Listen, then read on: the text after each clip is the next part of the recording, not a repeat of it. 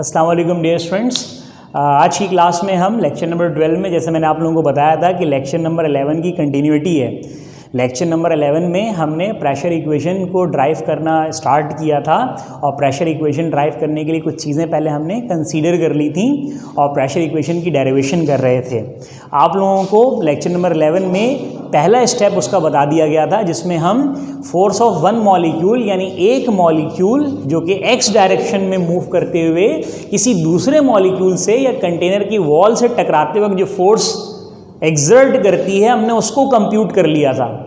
Force of one molecule हैं तो हमारे पास n नंबर मॉलिक्यूल्स, लेकिन हम अपने काम को आसान करने के लिए पहले एक मॉलिक्यूल की फोर्स पर वर्किंग करते हैं। और एक मॉलिक्यूल की फोर्स की वर्किंग हमने एक मॉलिक्यूल की फोर्स ड्राइव की थी चेंज ऑफ मोमेंटम से। अगर आप लोगों को याद हो तो पहले हमने इनिशियल मोमेंटम लेट किया था, यानी पहले एक पार्टिकल हमने कंसिडर कर लिया m मास का, ये m मास है और ये x डायमेंशन में राइट साइड पर जाते हुए जो मोमेंटम बना रही है इसको हम क्या कहते हैं, इनिशियल मोमेंटम।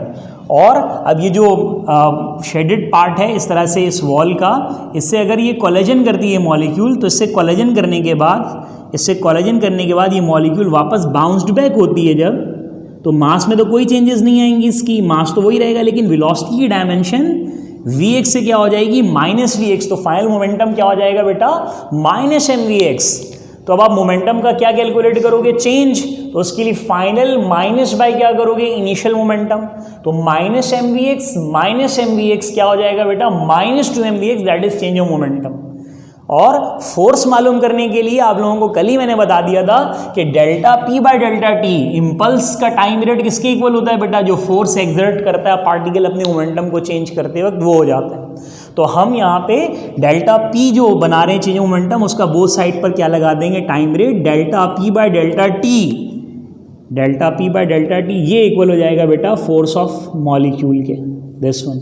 अब इसमें टाइम को कैलकुलेट किया जाएगा इन विच मोमेंटम चेंजेस। लास्ट लेक्चर में थोड़ी सी यहाँ पे सेपरेशन में मिस्टेक हो गई थी मुझसे, तो इस लेक्चर में ज़रा इसको अपने पास सही भी कर लीजिएगा।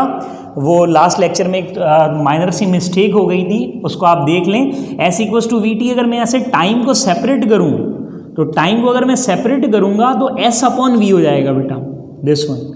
ये सेपरेशन हो जाएगी। ये लास्ट क्लास में टाइम की सेपरेशन मुझसे जल्दबाजी में थोड़ी सी डिफरेंट हो गई थी, ज़रा अपने पास आप लोग ये सही कर लें, इसको ठीक कर लें। T बराबर क्या हो जाएगा बेटा, S/V के।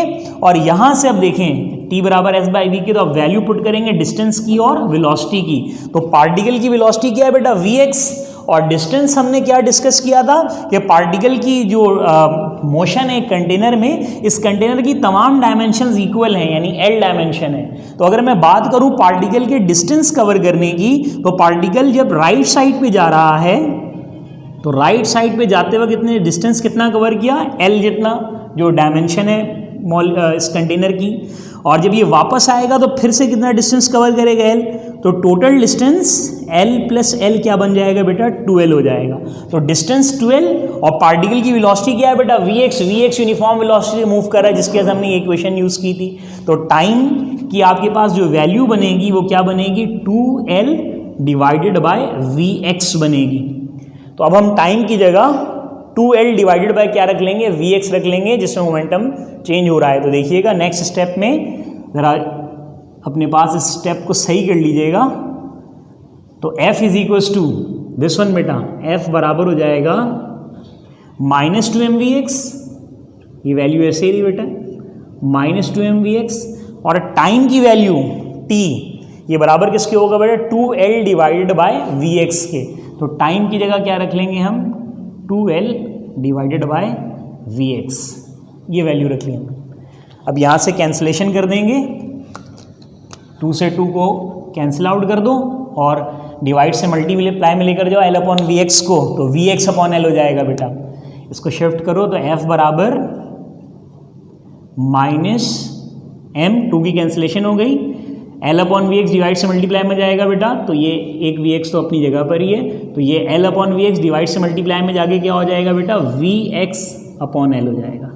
तो F बराबर -m, Vx × Vx क्या हो जाएगा, Vx² L। और फर्दर सिंप्लीफिकेशन के लिए हम नेगेटिव साइन को क्या करते हैं, नेग्लेक्ट। तो नेगेटिव साइन की नेग्लेक्शन के बाद नेग्लेक्टिंग नेगेटिव साइन को अगर आप नेग्लेक्ट कर दो तो आपके पास equation force of one molecule की F बराबर क्या हो जाएगा बेटा, mv(x²/L) हो जाएगा, दिस वन बेटा। ये ज़रा आप अपने पास इसको सही कर लें। एक्सप्रेशन में थोड़ी सी एक यहाँ पे चेंजेस करते वक्त जब हम टाइम सेपरेट कर रहे हैं ये मिस्टेक हो गई थी। तो टाइम बराबर क्या होगा बेटा, S/V, डिस्टेंस L और L सम अप कर लें तो क्या हो जा रहा है बेटा 2L, और जिस पार्टिकल या जिस मॉलिक्यूल को कंसीडर किया उसकी वेलोसिटी क्या है बेटा Vx, तो डिस्टेंस 2L और वेलोसिटी क्या हो गया बेटा Vx। तो टाइम की जगह हमने ये जो टाइम देख रहे हैं इस टाइम की जगह हमने क्या वैल्यू पुट कर दी, टाइम की वैल्यू 2L/Vx। ये टाइम की जगह हमने 2L/Vx रख दिया। 2 से 2 की क्या हो गई बेटा कैंसिलेशन, उसके बाद क्या बचा है बेटा L/Vx। इसको डिवाइड से मल्टीप्लाई में लेकर जाएं तो Vx न्यूमरेटर में और L डिनोमिनेटर में आ जाएगा। तो Vx इंटू Vx क्या हो गया, Vx² अपॉन क्या हो जाएगा L। फर्दर सिंप्लीफिकेशन के लिए नेगेटिव साइन नेग्लेक्ट कर दें तो force of one molecule mvx²/L बन गई। एक्सप्रेशन यही थी, बस थोड़ी सी चेंजेस आ गई हैं, यहाँ पे मिस्टेक हो गई थी। बहरहाल एक्सप्रेशन mvx²/L ये बन रही है। ये हमने फोर्स ऑफ वन मॉलिक्यूल की बात की, लेकिन हमारे पास एक मॉलिक्यूल नहीं है। इस कंटेनर के अंदर हमारे पास n मॉलिक्यूल्स मौजूद हैं। तो n मॉलिक्यूल्स मौजूद होने का मतलब ये होगा कि हम n मॉलिक्यूल्स के फोर्स की इक्वेशन बनाएंगे। तो हमारा जो आज जो दूसरा स्टेप है वो क्या है, टोटल फोर्स है। टोटल फोर्स में हमने क्या करना है, तमाम मॉलिक्यूल्स अपनी मोशन के दौरान जो फोर्स लगा रहे हैं उसका सम अप कर लिया जाए। यहाँ पे मॉलिक्यूल्स 1 2 3 4 5 6 7 8 इस तरह n नंबर तक हैं। तो जैसे वन मॉलिक्यूल की फोर्स को हम क्या कह दे रहे हैं, F1। जो 2 मॉलिक्यूल है उसकी फोर्स को हम क्या कह देंगे, F2। 3 मॉलिक्यूल की फोर्स को क्या कह देंगे, F3। तो तमाम मॉलिक्यूल्स की फोर्सेस का सम अप कर लिया जाए, F1 plus F2 plus F3। कहाँ तक आएगा बेटा, ये Fn तक आएगा। ये तमाम मॉलिक्यूल्स की फोर्सेस को हमने सम अप कर लिया ताकि हमें क्या मिल जाए, टोटल फोर्स मिल जाए। सेकेंड स्टेप यहाँ से स्टार्ट हो रहा है, टोटल फोर्स, तमाम मॉलिक्यूल की फोर्सेस निकाल रहे सम अप करके। अब एक मॉलिक्यूल की फोर्स की इक्वेशन है mvx²/L। तो अब अगर मैं उसी इक्वेशन को देखते हुए F1 फोर्स लिखना चाहूँ तो मास तो हर मॉलिक्यूल का सेम होता है according to kinetic molecular theory. तो मास में कोई चेंजेस नहीं होंगी। डिस्टेंस सबने क्या कवर करना है, L डिस्टेंस कवर करना है, क्योंकि सारे मॉलिक्यूल इसी कंटेनर के अंदर मौजूद हैं। तो चेंज किस में आएगा, वेलोसिटी में। हर मॉलिक्यूल की अपनी अपनी वेलोसिटी होगी। तो देखिएगा F1 जो वन मॉलिक्यूल है उसके फोर्स की इक्वेशन क्या होगी, v1x²/L। ओके, इधर F2 क्या हो जाएगा, mv2x²/L।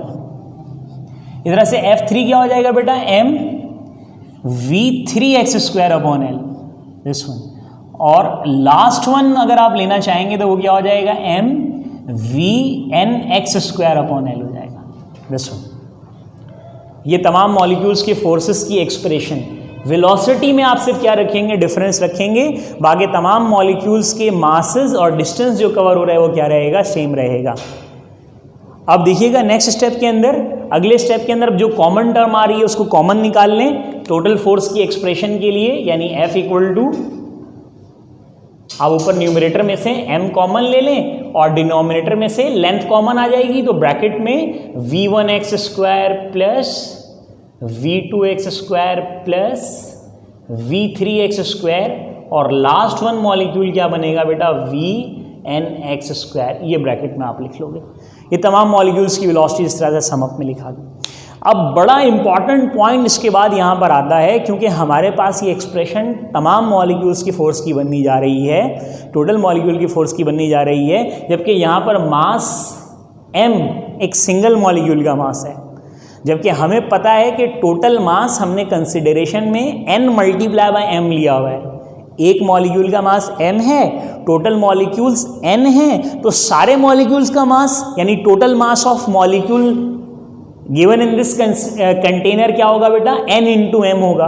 तो उसके लिए हमें यहाँ पर मल्टीप्लाई में n की ज़रूरत है। और यहाँ पर ये तमाम मॉलिक्यूल्स की वेलोसिटी सम अप हुई नहीं है, जिसकी वजह से ये इक्वेशन का टाइटल काफ़ी लेंदी लग रहा है। इसको हम आसान अगर करना चाहें तो हमारे लिए एक बड़ी सिंपल यहाँ पर एक लॉजिक बन रही है कि अगर तमाम वेलोसिटीज एडिशन में हैं तो जितने पार्टिकल्स की वेलोसिटीज यहाँ पर ऐड हो रही हैं अगर उतनी पार्टिकल के नंबर से डिवाइड कर दिया जाए तो ये एवरेज बन जाएगी। नंबर्स के एवरेज निकालते हैं, क्या तरीकाकार होता है, जैसे फिजिक्स में एक क्लास के अंदर 20 स्टूडेंट्स हैं तो 20 स्टूडेंट्स के अपने अपने मार्क्स होंगे। अगर आप उन मार्क्स का एवरेज निकालना चाहें क्या तरीका होगा, 20 के 20 स्टूडेंट्स के मार्क्स का सम किया जाएगा और टोटल स्टूडेंट्स कितने हैं 20 से डिवाइड कर दिया जाएगा, मार्क्स का एवरेज आ जाएगा। तो बिल्कुल इसी तरह से यहाँ पे पार्टिकल्स कितने हैं n, इन तमाम पार्टिकल्स की अपनी अपनी वेलोसिटी सम अप हुई हुई है, इनको डिवाइड कर दिया जाएगा, अगर नंबर ऑफ पार्टिकल्स है जो कि कैपिटल N है तो ये वेलोसिटीज का एवरेज बन जाएगा। तो यहाँ पर हमें एक बड़ी ज़बरदस्त लॉजिक मिल रही है कि अगर हम इस एक्सप्रेशन को multiplying and divide by total number of molecule कर दें, multiplying and dividing by n, what is n, n क्या है, टोटल नंबर ऑफ मॉलिक्यूल है, and total number of molecule, इससे अगर हम मल्टीप्लाई और डिवाइड कर दें तो ये एक्सप्रेशन क्या बन जाएगी बेटा, देखिए मल्टीप्लाई बाय n करेंगे अपॉन l, ये तमाम वेलोसिटीज जो सम अप हो रही हैं v1x square plus v2x square plus v3x square divided by ये आखिरी नंबर vnx स्क्वायर लिखने के बाद डिवाइडेड बाय क्या कर दें हम n कर दें, ये multiplying and divide by n हो गया। इसको ज़रा मैं दूसरे कलर से लिख देता हूँ, ये काम किया हमने multiplying and dividing by n। Multiplying and dividing by n करने से फ़ायदा क्या हुआ, इस लॉजिक को यूज़ करने से फ़ायदा क्या मिला आपको, इस लॉजिक को यूज़ करने से हमें फ़ायदा ये मिला कि n इंटू m टोटल मास बन गया और तमाम वेलोसिटीज़ पार्टिकल्स की जो एडअप हो रही हैं उनके टोटल नंबर से डिवाइड करने से ये तमाम पार्टिकल्स की वेलोसिटीज़ का एवरेज वेलोसिटी बन जाएगा। यानी नेक्स्ट स्टेप हम ऐसे लिख लेंगे, F is equals to n multiplied by m, total mass हो गया ये, और तमाम वेलोसिटीज़ का सम अपने टोटल नंबर से डिवाइड होगा तो ये एवरेज बन जाएगा। तो एवरेज के लिए ऊपर क्या लगा लेते हैं ऐसे बार, average vx square divide by क्या कर देंगे l, ये एक्सप्रेशन बन गई। तमाम मॉलिक्यूल्स जो x डायरेक्शन में मूव करते हुए जाके टकरा रहे हैं और टकराते वक्त फोर्स लगा रहे हैं तो वो फोर्स कंप्यूट क्या हुई, nm into average vx square divide by l। अब इस एक्सप्रेशन और इस एक्सप्रेशन को देखें, आपको क्लियरली फर्क नजर आएगा। अगर मैं ये वाली एक्सप्रेशन दिखाऊं तो इस एक्सप्रेशन में आपको मास 1 मॉलिक्यूल का नजर आ रहा होगा, इस एक्सप्रेशन में अगर मैं वेलोसिटी दिखाऊं तो वेलोसिटी 1 मॉलिक्यूल की नजर आ रही होगी। इस एक्सप्रेशन में लेंथ तो कांस्टेंट है, उसमें कोई चेंजेस नहीं हो सकती, लेकिन अगर टोटल फोर्स की एक्सप्रेशन देखें तो यहां जैसे मास सिंगल मॉलिक्यूल का है तो यहां मास आपको n इंटू एम नजर आ रहा होगा और n इंटू एम तमाम मॉलिक्यूल्स का मास हो गया। यहां वेलोसिटी सिंगल मॉलिक्यूल की, यहां एवरेज vx स्क्वायर यानी तमाम मॉलिक्यूल्स की वेलोसिटी डिवाइडेड बाय क्या हो रही है, लेंथ। तो ये एक्सप्रेशन किसकी बन गई, टोटल फोर्स की। अब ये जो टोटल फोर्स की एक्सप्रेशन बनी है इसको हम इक्वेशन नंबर 1 में पुट अप कर देंगे, जो हमारी मेन इक्वेशन थी जहां से हमें प्रेशर फाइंड आउट करना है। तो देखिएगा इस एक्सप्रेशन को हम कहां पुट कर देंगे, तीसरा स्टेप, पुट इन इक्वेशन 1। हम इसे इक्वेशन नंबर 1 में पुट करने जा रहे हैं। इक्वेशन नंबर 1 जिसमें आपको P बराबर किसके दिखाई गई है बेटा, F upon A, force upon area के इक्वल दिखाया गया है प्रेशर को। तो देखिएगा P equal to force upon area, force की जगह क्या रख लेंगे बेटा, NM average vx square upon L, NM average vx square upon L, और डिवाइडेड बाय क्या कर देंगे, एरिया कर देंगे। एरिया किसका लेंगे, इस कंटेनर का, और एरिया का फॉर्मूला क्या होता है, length multiplied by breath, length multiplied by breath. ये कंटेनर तमाम डायमेंशन से इक्वल है, इसकी लेंथ भी एल है, ब्रेथ भी एल है, तो एरिया क्या बना बेटे, एल स्क्वायर। तो प्रेशर की एक्सप्रेशन अगले स्टेप में क्या हो जाएगी बेटा, P is equals to NM average vx square divide by L, और डिवाइड में क्या देख रहे हैं बेटा, एरिया। एरिया की वैल्यू क्या है बेटा, एल स्क्वायर, और डिवाइड से मल्टीप्लाई में लिखेंगे तो क्या हो जाएगा, 1 अपॉन एल स्क्वायर, इन्वर्स करके लिखेंगे। डिवाइड की वैल्यू डिवाइड से मल्टीप्लाई 1/L², तो प्रेशर की एक्सप्रेशन क्या बनेगी बेटा, NM average Vx² upon L² multiply L कर लें तो क्या हो जाएगा L³। प्रेशर की एक्सप्रेशन P बराबर क्या होता है बेटा, F/A, ये हमारी इक्वेशन नंबर 1 है जो हमने फोर्स बनाई तमाम मॉलिक्यूल्स की, NM average Vx² upon L। तो फोर्स की जगह रख लिया हमने NM average Vx² divide by L, और एरिया जो डिवाइड में है इसको डिवाइड से किस में ले जाएंगे, मल्टीप्लाई में। तो एरिया की वैल्यू क्या बन रही है इस कंटेनर की एरिया की वैल्यू, तो length multiply by breath, area क्या हो रहा है L², तो एरिया L² है, डिवाइड से मल्टीप्लाई में क्या लिखेंगे 1/L², और L² को L से डिनोमिनेटर्स को मल्टीप्लाई कर लें, L² इंटू L क्या हो जाएगा L³ हो जाएगा। तो अब देखिएगा ये ऊपर मास हो गया NM और नीचे L³ कंसिडरेशन में ही बता दिया गया है वॉल्यूम है, लिखा हुआ है आपके पास कंसिडरेशन में, L³ वॉल्यूम ऑफ कंटेनर है। जैसे L² एरिया ऑफ कंटेनर है तो L³ क्या होगी, वॉल्यूम ऑफ कंटेनर होगी। तो समझ लो प्रेशर की एक्सप्रेशन P बराबर हो जाएगा NM मास, L³ की जगह क्या आ जाएगा बेटा वॉल्यूम, और मल्टीप्लाई बाय क्या होगा एवरेज Vx²। ये एवरेज का बार है भाई, माइनस नहीं है, ये एवरेज का बार है, ज़रा ध्यान रखना है इस बात पे, एवरेज Vx² है। अब देखिएगा बेटा NM अपॉन वॉल्यूम यानी मास अपॉन वॉल्यूम, आप लोग अच्छी तरह से जानते हैं डेफिनेशन ऑफ डेंसिटी, डेंसिटी का सिंबल ये रॉ होता है, मास अपॉन वॉल्यूम। तो मास क्या है बेटा N मल्टीप्लाई बाय M, ये मास है टोटल मॉलिक्यूल्स का, N मॉलिक्यूल्स का, और वॉल्यूम क्या है बेटा V, तो NM अपॉन V की जगह क्या रख लेंगे डेंसिटी। तो P बराबर हो जाएगा pressure of ideal gas, P बराबर हो जाएगा NM अपॉन V यानी मास अपॉन वॉल्यूम की जगह क्या पुट कर लेंगे डेंसिटी, और ये क्या हो जाएगा एवरेज Vx²। P बराबर density multiply by average Vx²। ये प्रेशर की एक्सप्रेशन तमाम मॉलिक्यूल्स की बन तो गई है, लेकिन ये सिर्फ उन्हीं मॉलिक्यूल्स पर वैलिड होगी जिनकी मोशन एक्स डायरेक्शन में होगी, हमने डेरिवेशन जो की है। लेकिन हम तो ये बात जानते हैं कि काइनेटिक मॉलिक्यूलर थ्योरी कहती है कि मॉलिक्यूल्स की मोशन एक्स डायरेक्शन में नहीं होती है, रैंडम डायरेक्शन में होती है। तो हमें अपनी एक्स एक्सप्रेशन पे एक और काम करने की ज़रूरत है। वो काम क्या है, हमें यहाँ पर ये जो एक्स डायमेंशन या एक्स कॉम्पोनेंट वाली जो वेलोसिटी नज़र आ रही है, इस एक्स कॉम्पोनेंट ऑफ वेलोसिटी को हमें रिजल्टेंट वेलोसिटी में कन्वर्ट करना है। क्योंकि जब हम एक्स कॉम्पोनेंट ऑफ वेलोसिटी से resultant velocity of molecule find कर लेंगे तो मॉलिक्यूल्स की जो अपनी वेलोसिटी है वो रैंडम डायरेक्शन में होती है, तो एक्सप्रेशन बिल्कुल एक्यूरेट हो जाएगी। हमने अपनी डेरिवेशन को सहूलत से करने के लिए मॉलिक्यूल्स को एक डायरेक्शन में चलाया। एक डायरेक्शन में चलाने की वजह ये थी ताकि हम आसानी से मोमेंटम वगैरह कैलकुलेट कर पाएँ, मोमेंटम वगैरह देख लें। तो हमने क्या किया, पहले स्टेप के अंदर, फर्स्ट स्टेप के अंदर मॉलिक्यूल्स के 3 बराबर के कंपोनेंट बनाए, Vx, Vy और Vz, और Vx लेके हमने डेरिवेशन स्टार्ट कर दी। अब ये जो 3 कंपोनेंट बने Vx, Vy और Vz, ये मुनफरिद नहीं है, इनमें कोई फर्क नहीं है, ना Vx, Vy से अलग है ना Vy, Vz से अलग है। हम पे डिपेंड करता है कि हम किसी भी एक कंपोनेंट को लेके काम शुरू कर लें। तो हमने स्टैंडर्ड फॉलो किया, तमाम बुक्स में एक्स कंपोनेंट लेके डेरिवेशन किया गया है, तो हमने एक्स कंपोनेंट लेके डेरिवेशन किया, हर जगह एक्स नज़र आ रहा है। हम चाहते तो यही डेरिवेशन वाई लेके कर लेते, अगर वाई कंपोनेंट लेके करते तो पूरे बोर्ड पे आपको हर जगह वाई कंपोनेंट नज़र आता। हम चाहते तो जेड भी लेके कर सकते थे, यानी Vx, Vy और Vz में कोई फर्क नहीं है, तीनों कंपोनेंट इक्वल हैं, बराबर हैं, किसी भी एक को लेकर डेरिवेशन किया जा सकता है। लेकिन डेरिवेशन यहाँ पे ख़त्म नहीं किया जा सकता।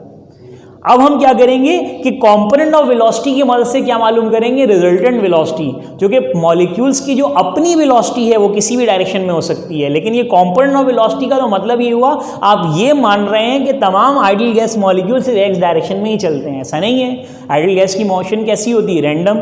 तो ये ज़रूरत सिर्फ इतनी सी है कि हम यहाँ पे जो एक्स कंपोनेंट ऑफ वेलोसिटी देख रहे हैं इसको रिप्लेस कर दें रिजल्टेंट वेलोसिटी या वेलोसिटी ऑफ पार्टिकल से, तो हमारी इक्वेशन वही बन जाएगी जो हम ड्राइव करना चाह रहे हैं। क्या हमें ड्राइव करना है, हेडिंग आपके पास लगी हुई होगी कि हम शो दैट करना चाहते हैं, या हम बताना चाहते हैं कि pressure of ideal gas P बराबर किसकी होती है बेटा, 1/3 raw average molecular velocity square के। ये हम ड्राइव करना चाहते हैं। तो बस ये देखिए, ये पार्टिकल की अपनी वेलोसिटी है रिजल्टेंट, यहाँ पे कंपोनेंट ऑफ वेलोसिटी है। एक स्टेप सिर्फ चाहिए जिसमें हम इस कॉम्पोनेंट ऑफ वेलोसिटी से पार्टिकल की अपनी वेलोसिटी निकाल देंगे। तो हम लास्ट स्टेप करने जा रहे हैं, 3 स्टेप का काम कर चुके हैं। दूसरे स्टेप में टोटल फोर्स निकाली और तीसरे स्टेप में हमने इक्वेशन 1 में फोर्स की वैल्यू पुट करके यहाँ तक काम कर लिया। पहले स्टेप के अंदर हमने बनाया फोर्स ऑफ 1 मॉलिक्यूल, एक मॉलिक्यूल की फोर्स, एक मॉलिक्यूल की फोर्स की मदद से फिर हमने तमाम मॉलिक्यूल्स की फोर्स बना दी, जिसको हमने क्या कहा, टोटल फोर्स। टोटल फोर्स की इक्वेशन को हमने कहाँ पुट कर दिया, प्रेशर इक्वेशन में, P = F/A में, और यहाँ से हमने बना दी पार्टिकल के प्रेशर की या आइडियल गैस के मॉलिक्यूल के प्रेशर की इक्वेशन। लेकिन इसमें मॉलिक्यूल्स की वेलोसिटी कहाँ पर है, x डायरेक्शन में। सिर्फ एक आखिरी स्टेप रह गया है, नंबर 4। जैसे मैंने आपको कहा था कि 4 स्टेप्स में डेरिवेशन होगी, तो चौथे स्टेप के अंदर हमने क्या करना है, बस इस रिजल्टेंट वेलोसिटी को फाइंड कर लेना है इस कॉम्पोनेंट ऑफ वेलोसिटी की मदद से। तो वो कैसे फाइंड होता है वो देख लें आप। इसको ज़रा जो है वो अपने पास नोट डाउन भी कर लें, इसको ज़रा सही भी कर लें अपने पास आप। तो फिर चौथा स्टेप आपको मैं बता देता हूँ। ये ज़रा एक जो प्रोसेस मैंने आपको बताया था जिसमें T को सेपरेट किया है मैंने, इसको ज़रा देख लें अपने पास दोबारा से, ताकि एक एक्सप्रेशन तो सही बनी थी लेकिन यहाँ पे स्टेप में थोड़ा सा फ़र्क आ गया है, वो ज़रा देख लें आप अच्छी तरह से, ताकि वो मिस्टेक सही हो जाए आपकी। और फिर उसके बाद जो है हम आगे टोटल फोर्स और इक्वेशन उसको हमने पुट किया इक्वेशन नंबर 1 में, तो ये रिजल्ट आ गया है। पहले इतना आप कॉपी कर लें, फिर हम लास्ट स्टेप इसका बताने जा रहे हैं, जिसमें आप लोगों को मैं आखिरी स्टेप इसका बताऊंगा। ओके बेटा, ये जो लास्ट स्टेप है इसमें अब हम रिजल्टेंट वेलोसिटी फाइंड आउट करेंगे। तो रिजल्टेंट वेलोसिटी फाइंड आउट करने के लिए कंपोनेंट्स ऑफ वेक्टर से रिजल्टेंट वेक्टर फाइंड करने के लिए आपने चैप्टर 2 फर्स्ट ईयर फिजिक्स में ये बड़ा मशहूर एक फॉर्मूला पढ़ा होगा, f का √fx² + fy² + sz²। तो अगर आपके पास रिजल्टेंट वेलोसिटी वेक्टर वेलोसिटी है तो ये फॉर्मूला क्या होगा, √vx² + vy² + vz²। ये आपके पास जो है वो एक्सप्रेशन है। अब बड़ी इंपॉर्टेंट बात ये है कि आपके इस एक्सप्रेशन में Vx यानी हमारी कंसिडरेशन में Vx, Vy और Vz में कोई फ़र्क नहीं है।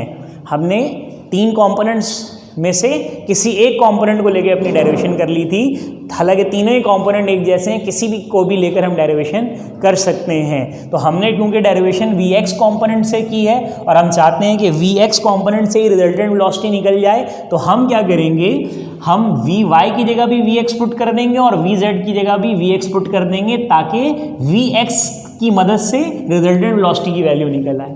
तो देखिएगा, अगर हम एवरेज लें Vx, Vy और Vz, तो हमारे नेक्स्ट स्टेप में हमें क्या रिजल्ट मिलेगा, Vx की जगह तो हमने रख लिया एवरेज Vx², Vy की जगह भी क्या रख लेंगे, एवरेज Vx², और Vz की जगह भी क्या रख लेंगे, एवरेज Vx², और उससे निकाल क्या लेंगे, एवरेज रिजल्टेंट वेलोसिटी। अब ये तीनों सम अप होंगी तो एवरेज रिजल्टेंट वेलोसिटी बराबर हो जाएगी √3 एवरेज Vx² के, और हमें चाहिए एवरेज Vx² की वैल्यू। तो उसके लिए हम क्या कर रहे हैं, बोथ साइड पे स्क्वायरिंग कर ले रहे हैं, taking square on both the sides.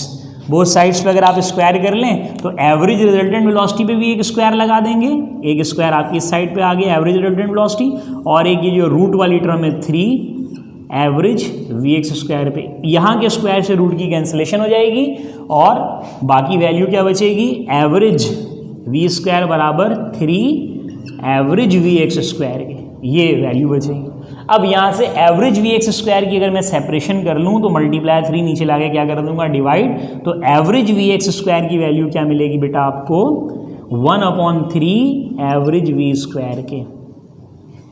Average Vx² यानी component of velocity average Vx² बराबर इसके आ रहा है 1/3 resultant velocity average velocity square के। तो समझ लो, इसको मैं पुट कर दूंगा अपनी इक्वेशन नंबर 2 में, इसको नाम देता हूँ मैं इक्वेशन नंबर 2 का, और यहाँ लिख दे रहा हूँ पुट इन इक्वेशन 2।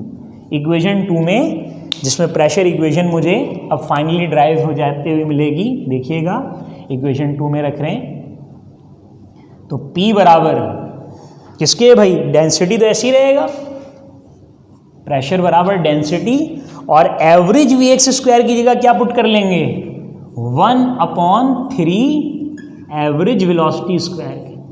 अब जो 1/3 है उसको बाहर निकाल लें, ये 1/3 क्या कर लें आप बाहर निकाल लें, तो क्या होगा, P बराबर 1/3 रॉ एवरेज V², ये वो हमारी रिक्वायर्ड एक्सप्रेशन थी जिसको हम क्या कहते हैं, pressure of an ideal gas. ये हमने ड्राइव कर ली अपने 4 स्टेप्स के अंदर।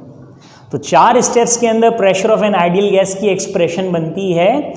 दोबारा से मैं स्टेप्स रिपीट कर दूं, बहुत अच्छी तरह से इसकी प्रैक्टिस हो जाए ताकि जो है वो एग्ज़ाम में आप बहुत बेहतर तौर पर इस क्वेश्चन को अटेम्प्ट कर सकें, चूँकि एग्ज़ाम में बहुत ज़्यादा चांसेस होते हैं इस क्वेश्चन के बनने के। तो इसमें हमने सबसे पहले स्टेप में कंसिडरेशन वगैरह सब लिख लेने के बाद पहले स्टेप में हमने क्या बनाया था, फोर्स ऑफ वन मॉलिक्यूल, यानी हम किसी एक पार्टिकल को कंसीडर कर लेते हैं और पहले हम उसके फोर्स की एक्सप्रेशन बनाते हैं। किससे? उसके चेंज ऑफ मोमेंटम से। Initial momentum, final momentum, change of momentum, time rate लगाते हैं, फोर्स आ जाती है। फिर टाइम की वैल्यू कैलकुलेट कर लेते हैं S=VT से। एक पार्टिकल के मॉलिक्यूल्स की जब फोर्स आ जाती है mvx²/L, तो उसको देखते हुए तमाम पार्टिकल्स के या तमाम मॉलिक्यूल्स के फोर्स की एक्सप्रेशन बना लेते हैं। कैसे? तमाम पार्टिकल्स या मॉलिक्यूल्स की फोर्सेस का सम कर लेते हैं, उससे आपको क्या मिल जाती है, टोटल फोर्स। इसमें हमने एक लॉजिक क्या यूज़ की थी कि जब हमारी एक्सप्रेशन बनी कॉमन बनने के बाद, लेने के बाद, तो हमने कहा ऐसा कर लेते हैं कि हम इस एक्सप्रेशन को n से मल्टीप्लाई और डिवाइड कर देते हैं। इस लॉजिक के पीछे क्या रीज़न था कि n से मल्टीप्लाई करने पे मास टोटल, जो कि कंसिडरेशन में बता दिया गया कि n मॉलिक्यूल्स हैं और m हर का मास है, तो टोटल मास क्या होगा, n मल्टीप्लाई बाय m। तो मल्टीप्लाई बाय n करने से हो गया टोटल मास, और तमाम मॉलिक्यूल्स की वेलोसिटीज़ जो एड अप हो रही हैं, अगर इनको मैं टोटल नंबर ऑफ मॉलिक्यूल से डिवाइड कर दूं तो तमाम पार्टिकल्स की वेलोसिटीज का एवरेज वेलोसिटी बन जाएगा, जो इस कंटेनर के अंदर मौजूद तमाम पार्टिकल की वेलोसिटी को रिप्रेजेंट कर रहा हो।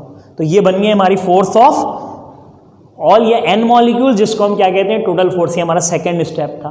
थर्ड स्टेप में क्या किया हमने, इस टोटल फोर्स के एक्सप्रेशन को इक्वेशन नंबर 1 में पुट कर दिया, जहां फोर्स किससे डिवाइड हो रही है, एरिया से। ये फोर्स की value divide by area. Area इस कंटेनर का लेंथ इनटू ब्रेथ डायमेंशंस बराबर L² हो गया, डिवाइड से मल्टीप्लाई में 1/L², मल्टीप्लाई करेंगे L3, मास अपॉन वॉल्यूम, क्योंकि L3 वॉल्यूम है तो मास अपॉन वॉल्यूम क्या बन गया, डेंसिटी। एक्सप्रेशन तो बन गई, लेकिन ये इन मॉलिक्यूल्स की जो सिर्फ कहाँ चल रहे हैं, एक्स डायरेक्शन में, जबकि काइनेटिक मॉलिक्यूल थ्योरी क्या कहती है, मॉलिक्यूल्स चलते हैं रैंडम डायरेक्शन में। तो सिर्फ हमने क्या करना है, कॉम्पोनेंट ऑफ वेलोसिटी की जगह उनकी रिजल्टेंट वेलोसिटी ले आनी है, क्योंकि रिजल्टेंट वेलोसिटी की डायरेक्शन कुछ भी हो सकती है। तो कंपोनेंट से रिजल्टेंट के लिए फॉर्मूला पुटअप किया। इसमें सारे ही कंपोनेंट एक जैसे हैं, Vx, Vy, Vz में कोई फर्क नहीं है। फर्क सिर्फ आपने ये किया कि डेरिवेशन Vx को लेके कर ली है, चाहते तो Vy लेके कर लेते या Vz लेके कर लेते। तो अगर मैंने Vx से डेरिवेशन की है तो मैं Vy की जगह भी Vx पुट कर लूंगा, Vz की जगह भी Vx पुट कर लूंगा, तो मुझे Vx की वैल्यूज की मदद से मुझे रिजल्टेंट वेलोसिटी मिल जाएगी। तो एवरेज Vx² 1/3 रिजल्टेंट V² के इक्वल आ रहा है, और एवरेज Vx² की जगह इक्वेशन 2 बोल के इसकी जगह मैंने क्या पुट कर देना है, 1/3 रिजल्टेंट V², और 1/3 बाहर निकाल देंगे, ये आ गई equation. Pressure of an ideal gas equal to क्या आ रही है, 1/3 ρ V²। बहुत ज़बरदस्त प्रैक्टिस की ज़रूरत है। 2 से 3 दफ़ा इस एक्सप्रेशन की या इस इक्वेशन की आप प्रैक्टिस करें, क्योंकि ये एग्जामिनेशन पॉइंट ऑफ व्यू से बहुत ज़्यादा इंपॉर्टेंट होती है। और फोर्स ऑफ वन मॉलिक्यूल का जो एक S=VT वाला स्टेप था, उसको लाजमी तौर पे अपने पास सही कर लें, और दोबारा से एक्सप्रेशन को कंप्लीटली आप यहाँ तक लिख के 2 से 3 दफ़ा इसकी प्रैक्टिस करें। 2 से 3 दफ़ा जब इसकी प्रैक्टिस करेंगे, जैसे इस इक्वेशन से आगे हम बहुत कुछ पढ़ने वाले हैं। इसी इक्वेशन से अब नेक्स्ट लेक्चर के अंदर इंटरप्रिटेशन आएंगी। हम टेम्परेचर की इंटरप्रिटेशन करेंगे, गैस लॉस की इंटरप्रिटेशन करेंगे, यानी इस इक्वेशन से हम बहुत कुछ प्रूव भी करते हैं। और फिर इसी एक्सप्रेशन या इक्वेशन से हम एक रूट मीन स्क्वायर वेलोसिटी का फॉर्मूला बनाएंगे, उसकी न्यूमेरिकल्स करेंगे। तो ये बहुत ज़्यादा इंपॉर्टेंट इक्वेशन है। बार बार कहने का मतलब ये है कि अच्छी तरह से इसकी प्रैक्टिस हो जाए, ताकि तमाम स्टूडेंट को सही तरह से याद है। और आपकी आसानी के लिए मैंने इसको 4 स्टेप्स में आपको बताया है। हर स्टेप को अलग अलग सॉल्व करने का मतलब ये हुआ कि हर तरफ से बात समझ में आए आपको, और आपको अच्छी तरह से एक्सप्रेशन याद हो जाए या इसकी प्रैक्टिस हो जाए। आपको रटने की ज़रूरत नहीं हो, स्टेप वाइज आप इसको सॉल्व कर लें, तो ये आपके लिए बहुत अच्छा हो जाएगा। नेक्स्ट लेक्चर में इंशाल्लाह आपसे मुलाकात होगी नए टॉपिक के साथ। तब तक के लिए अल्लाह हाफ़िज़।